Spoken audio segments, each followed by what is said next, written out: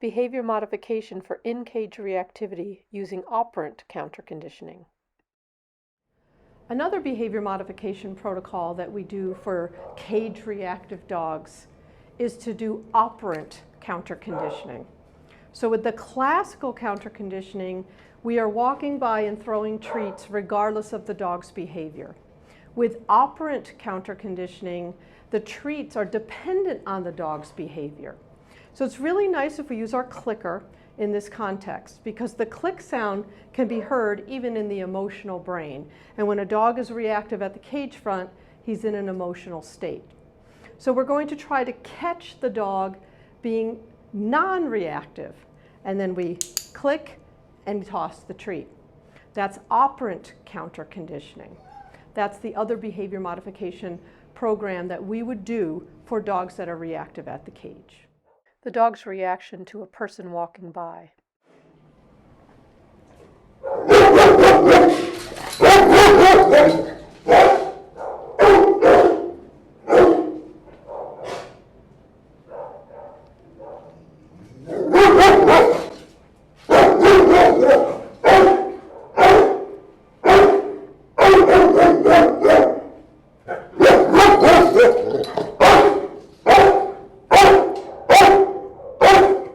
Using operant counterconditioning to modify the behavior.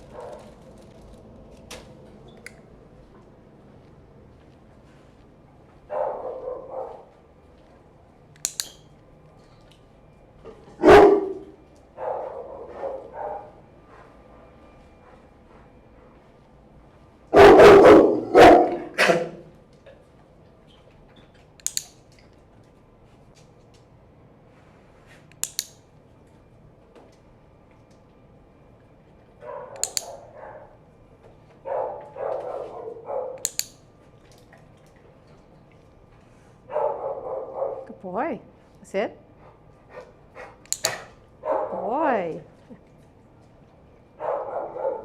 Sit. Good boy. So as you can see, this operant counterconditioning has worked really well for this dog.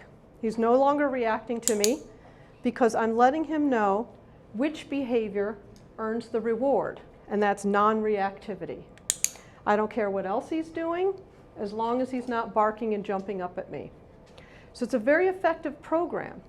So with a combination of the classical counterconditioning, which is the food chucking program, and the operant counterconditioning, which is marking and rewarding the appropriate behavior, we see a very quick change in this dog.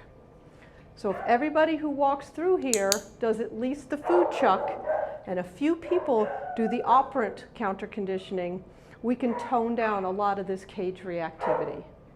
Good boy, sit. Good boy.